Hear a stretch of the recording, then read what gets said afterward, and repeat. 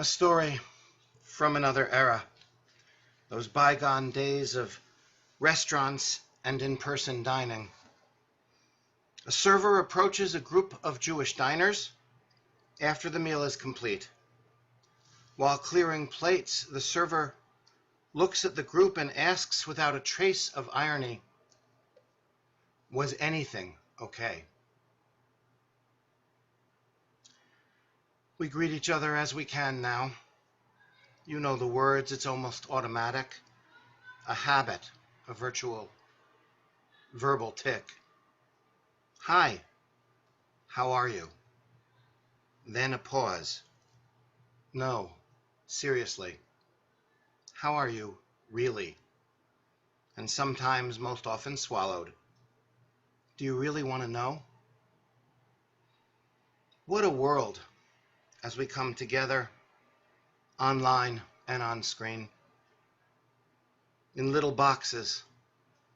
What a world as the Jewish year turns and we yearn for return to what was or rebirth into something better. Are we even midway through a marathon? Is this actually happening? Strange, surreal, scary. And to borrow a phrase from another season, Dayenu, enough already. Esa enai el heharim, words from Psalms with which we opened this service. I lift up my eyes. What do we see? A virtual world more than a world of virtue. Pixels, not people. A mask and shields and frightened eyes. From Genesis, our mother Rebecca, years of yearning, finally pregnant, but it is not easy. She's having a hard time. Vayitrotzotzu habanim b'kirba. There is a struggle happening inside her. Vatomer im ken lama ze anochi. And she said, if so, why am I?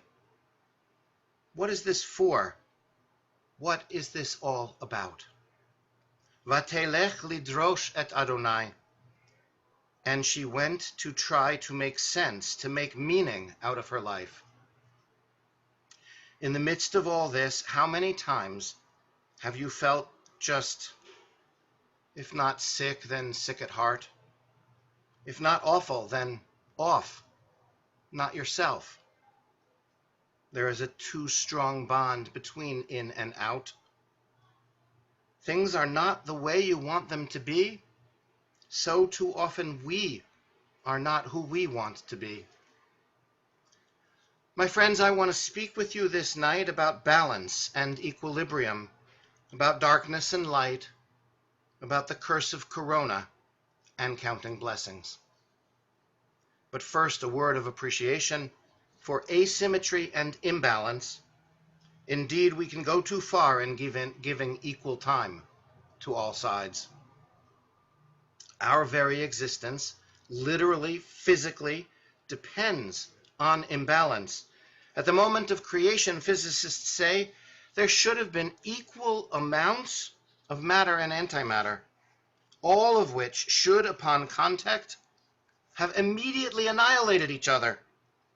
Somehow, for reasons yet unknown, coincidence, accident, God, slightly more matter was made and survived, a remnant, an asymmetrical amount which makes up everything we feel and see today.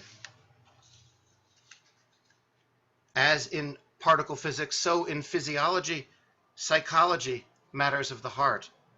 Beauty may be in the eye, but it is a slightly skewed view. Studies show we are drawn to symmetry, but with an asterisk. Balance attracts, but perfect symmetry, exact, unmarred, everything evenly spaced and precisely placed, suddenly that is not beautiful but bland. It is the nearly balanced face with a slight imperfection that we see as most appealing. There is a science in how we see each other's faces. Now, though, aside from the flaunters and the taunters, we can hardly see our faces at all, not up close and personal. So to speak of balance, it does not need to be total or exact, but it is a kind of counterweight. Breaking a glass at a wedding does not displace the joy. It serves as a reminder, an awareness of the sitra atra, the other side. Eating an egg at a house of mourning, toasting l'chaim to one who has died, laughter and funny stories at a funeral do not negate the sadness, but smiles can peek through the tears. Love lingers even in emptiness. A voice can be heard without words. Relationships remain, even in absence. Fire and ice, yin and yang, good and bad, blessing and curse. At the beginning and end of darkness, there is a hint of light. In light, there is a patch of darkness. There's a link, dependence. They are almost, perhaps, defined by each other. Derech ha'emtza, the middle way, Shvil hazahav, the golden path, Rambam, Maimonides, speaks of training against excess. Almost any trait we hold to too high a degree, we balance by practicing the opposite. This year, I assume that many of you feel much the same way I do. Off-center, lost and afraid, not ourselves. What can we do to make meaning of this mess, to feel grounded again? Where is our light in the darkness, the blessing in the midst of the cursed and challenged times? I find hope and joy and goodness in three places. I find it near and far and deep inside. I find inspiration in the insight of my neighbors, in lyrics from the Middle East, and in some kind of internal instinct to learn lessons and make lemonade, even now. Wisdom from right next door. Over these past few months, I've tried to check in with many of you. In some cases, I've not gotten through or have left messages. But often I've heard a recurring theme shared by congregants and neighbors and friends. It is this: the hurricanes got me through this. Wait, what? The islands, we haven't even recovered from 2017. Not completely. Closures and outages and travel disruptions and dislocation and economic distress remain high. What are you talking about? But then I understood. As one woman said, if it had not been for Irma and Maria, I would not have made it through this isolation and disruption. Someone else more recently noted the storms were a kind of dry run. I guess that's sort of an inappropriate metaphor for a hurricane, but it was preparation, training for this longer and much more widespread disaster. Let me be clear. I do not for 1 minute diminish the real suffering caused by either the storms or what we are going through now. The loss is real, of lives, of health, of dreams, even of long looked forward to events and celebrations, and being unable to see loved ones in need, limited in travel, circumscribed in action, kept far by regulation and reality alike from livelihood and social connections we depend on. This is not small stuff. And the regrets are real, even about things we would otherwise put in perspective. A missed graduation is not the same as a lost business, a child who can no longer breathe easily, or a parent who has passed away alone. But there is sadness surrounding even smaller things. It is real, and it's all right to feel it and to share it. Indeed, it may be unhealthy to try to keep it all in. I do not diminish the suffering. Nor do I believe that the storms came in order to prepare us for this, that there was a reason, a cause, a master plan, or a divine purpose behind the whirlwind. The God I believe in did not send, nor control, nor determine the exact path of the storm, nor the floodwaters rising or fires raging right next to some of you right now. Some people do believe that. I do not. But grit and grace come from having gone through tough times before. That, too, is real. So yes, I get it. The hurricanes helped, if only in retrospect and in subjective ways. There is that word unsought and possibly overused, resiliency, wisdom from living here, from what has happened close to home. Number one, wisdom from close. Number two, a message from afar. At first, Israel's experience with the coronavirus was very different than ours. That's changing now, and a new national lockdown began, sadly, this morning in Israel. But in the first wave, they simply did it better than we did. My friend and teacher Yossi Klein Halevi has a great affinity for Israeli music.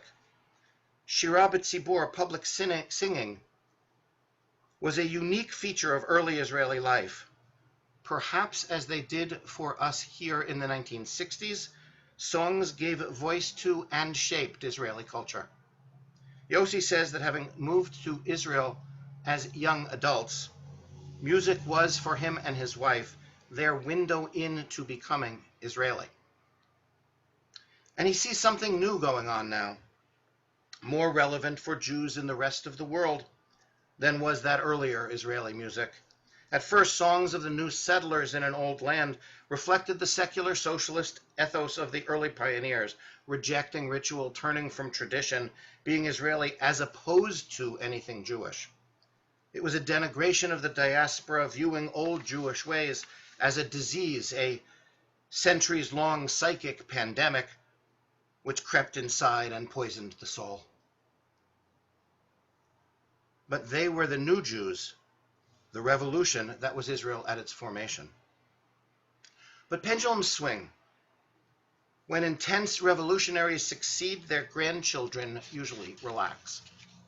And now we are witness to a synthesis, a kind of re-spiritualization, engagement with tradition that makes more recent Israeli music not a rebellion against, but a carrier of new Jewish content to the far-flung diaspora. Look, no one in the world complains as much as do Israelis. But somehow, despite all the challenges of daily life there, despite the security situation, somehow Israelis consistently rank very highly, 7th, I think, in an index of happiness, far ahead of how we rate here in that regard in the United States. How is that? Perhaps it's an awareness of coming so far so fast in a country made up of those with a living memory of real hardship, survivors of the Shoah, immigrants from the former Soviet Union, Mizrahim from the Arab world, some of whom leapt forward centuries in a single flight. What then are some of the themes of the Corona beat? What music has emerged over the past few months? Just one small sample for now, with a plan to offer more in the days to come. From Hanan Ben Ari, one of the superstars of the past few years, set to a backdrop in a stark video of vacant city streets and empty escalators, comes Ga'aguim Livnei Adam, longing for people, for human beings. We thought we'd won it all. We built towers to the sky, a clear reference to Babel. Who needs human beings? No second flood will come in our time. We will never, ever fall. Forget it. We'll be fine on our own. We're smart. We know it all, and nothing is above us. until you came along and infected us and drove us mad and confined us and confused us and terrified us. Who are you? Oh, how you've brought back sanity and a longing for human connection. Suddenly loneliness torments. We can't fly from place to place anymore. The parks are all closed. Weddings with hardly a soul. We almost lost ourselves. We almost stopped feeling. Od ma'at ze hakol yigamer. Soon this will all be over. Va'ani mevakesh im afshar, and I'm asking, if I may, sheva boker achrei telchi, that the morning after you leave, lo nihiyeh shuv oto hadavar. Let us not be the same as before. Lo nihiyeh shuv oto hadavar. Let us not be the same as before. Opening our eyes, it is not just that we are lost right now. Maybe, perhaps, it is possible. Can we catch a glimpse of how we might indeed have been broken already? Being off balance can lead us to find ourselves again. Hanan ben Ari, music as prayer for something better yet to come. And finally, a light within.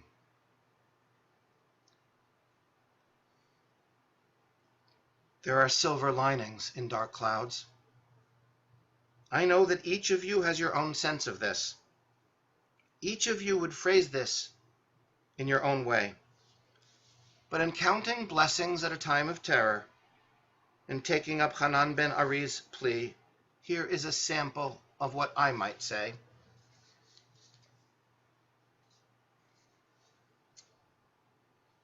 May we remember how important it is to reach out to each other, to be conscious and conscientious about our friendships and our families. May we learn to be less judgmental about appearance and more open to the essence of who we are. We may well want to dress up again in fine or fancy clothes when we can, and just to do so. But in tomorrow's world, may that be an act of choice and not of expectation. May we never again forget how food comes to us and the things we use in our lives, who raises it, who packs it, who ships it, and how it is able to come into our hands. May we maintain some of the efficiencies that have grown of necessity in some areas of our lives. I'm looking at you, BMV. May we find a better way to give thanks and to be there for those who take risks for us, for our health, for our protection, for our education. May we resist divisions and divisiveness. If in Lake Wobegon all children can be above average, may we train ourselves to view everyone as important, deserving of protection and dignity and respect, because everyone is essential. May we learn from our mistakes, the many ways we have stumbled and fumbled in our response, and may we act now to be more fair, more equitable, and more rational in crises yet to come. May we see what access to resources, computers, the internet, Wi-Fi means. May we address the inequities around us. May we dig deep to find the connection between storms and fire, disease and discrepancies, climate change and consumerism, injustice and inequality, and may we understand that working to address any of our problems can have an impact on all of them. Some of us may be cursing more, but blessings are real as well. And the possibilities of what and who we can be when we can truly be in person. There's excitement about what we can do together as well. What counts and how do we count? What energy is left after collision and conflict? What really matters? And in the dark, we have begun to ask what we want to see. That may be the most important outcome of all. We know that the loss is real, the pain is great, the road is rocky, planning is hard, and the end is not quite in sight. Is anything okay? The good that comes, it's not a complete answer. It's not symmetrical. It's not an exact balance. But it is something. We have memory and history and humor and compassion. And we know that if we can get through this, we can, we will. We want to grow. A waiter or waitress comes at the end of a meal. In English, they bring a check. But in Hebrew, the word is cheshbon, an accounting, a reckoning, a balance sheet, telling us what we owe and what we must do. As in the work of this season, cheshbon hanefesh, the accounting of the soul. Some way, someday, it is up to us to make it okay. L'shana tova.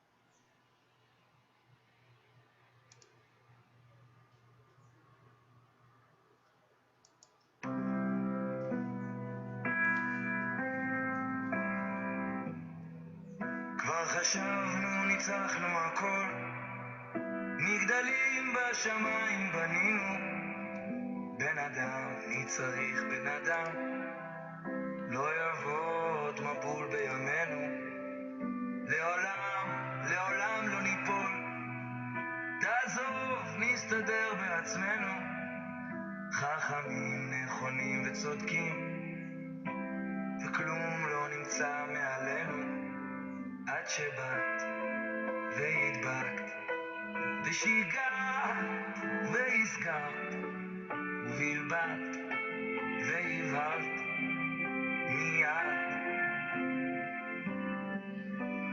איך החזרת את השפיות, געגועים לבני אדם, פתאום שורפת הבדידות, כבר לא טסים מפה לשם,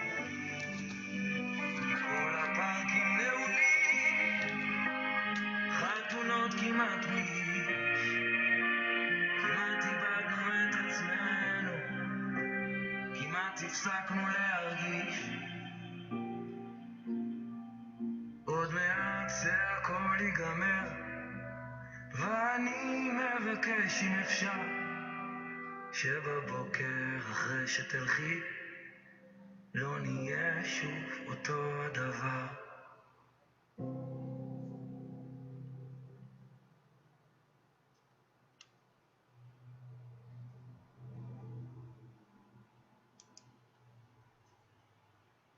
Shana tova.